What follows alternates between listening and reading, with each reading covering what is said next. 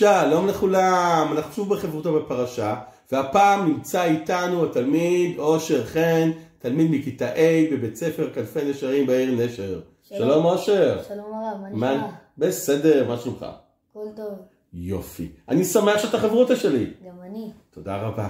תגיד אושר, מה הייתה הפרשה לא שלנו כרגע? פרשה שעברה. מה הייתה הפרשה שעברה? וירא. וירא. והפרשה שלנו עכשיו? חיי שרה. יפה מאוד. פרשת חיי שרה.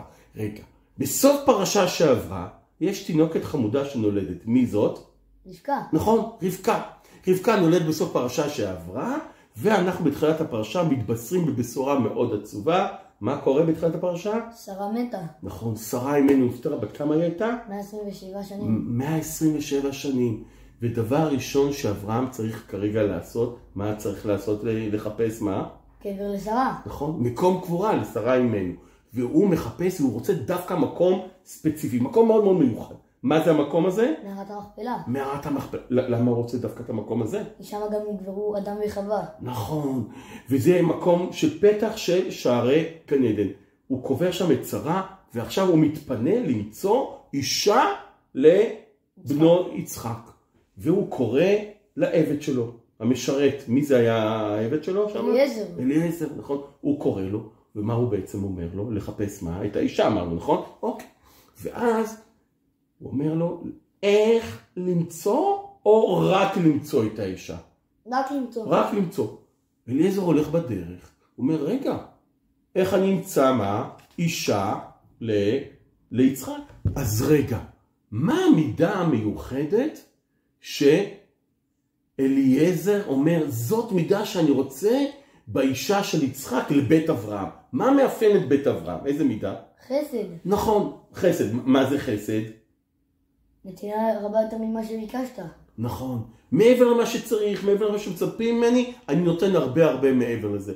נכון. עכשיו, אברהם לא אמר לו איך לבחור את האישה, הוא אמר לו, בעצם, אני רוצה שתביא לי אישה. עכשיו, אליעזר חושב בדרך, איך אני בוחר אישה? ואז הוא אמר, אני אעשה איזשהו ניסיון. ואני אראה אם אותה נערה תעמוד בניסיון הזה, ואז אני אדע שהיא תהיה ראויה לבית אברהם, ליצחק עצמו. אז אושר, בוא בבקשה נקרא את הפסוק שבו אליעזר פונה אל השם, אוקיי? ואומר לו, זו הדרך שבה אני, אחפש את האישה ליצחק. אנחנו בבראשית כ"ד, פסוק י"ד, בכבוד. והיה הנערה אשר אומר אליה, תינה קדך ואשתה, ואמרה אשתה וגם גמליך אשקה אותה. הוכחת לעבדך יצחק, ובעדה כי עשית חסד עם אדוני. בדיוק. בעצם מה הוא אומר? שהוא יבקש ממנה מה? מעט מים, הרבה מים. מה הוא יבקש ממנה? מעט מים. מעט מים. ואז היא תבוא ותגיד לו, לא, אני לא אתן לך רק מים לך, אלא אני אתן מה? גם למי? לגמליך. לגמליך. ואז הנערה הראשונה, איך שהיא מגיעה, הוא לא יודע שזאת רבקה, הוא לא יודע שהיא מהמשפחה של אברהם, איך שמגיעה הנערה הראשונה, הוא רץ אליה, הוא אומר לה, תני לי מעט מים, ואז קורה הדבר הבא. והיא אומנה לו, אחרי שהוא מבקש ממנה מים, בוא נקרא את פסוקים י"ח, י"ט, בכבוד. ותאמר שתי אדוני ותמהר ותרד קדה על ידה ותשקהו. ותוכל להשקותו ותאמר גם לגמליך, אשב עד מים כאילו לשתות. עד אם כאילו לשתות. זאת אומרת, היא נותנת לא לשתות, ובפועל, למי נותנת עוד מים? לכל מי? לגמלים שלו. כמה גמלים היו שם? היו? 10. 10 גמלים! זה מעט מים או הרבה מים? הרבה מים. זאת אומרת, אז פה אנחנו רואים איזה מידה יש לרבקה. חסד. חסד. מה שבעצם אושר, יחד איתנו בלימוד הפרשה, אנחנו לומדים כמה חשובה מידת החסד לבית אברהם.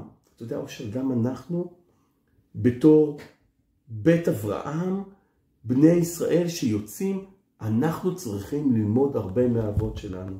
מעשה אבות סימן לבנים. אנחנו צריכים ללמוד לעשות חסד. לא רק מה שהתורה מבקשת מאיתנו. היא רוצה שנעלה עוד קומה ונעשה הרבה מה? הרבה חסד. הרבה חסד. אז בואו נשמע לאבותינו. נשמע למה שהעבד אליעזר רואה. כמה זה חסד וזה חשוב. ובעזרת השם נזכה לעשות הרבה חסד וטוב, לעלות עוד קומה ועוד קומה בסולם המצוות. אושר, תודה רבה שהייתה חברותה שלי. תודה רבה גם הרב. בוא נגיד שלום לכולם. ביי. להתראות.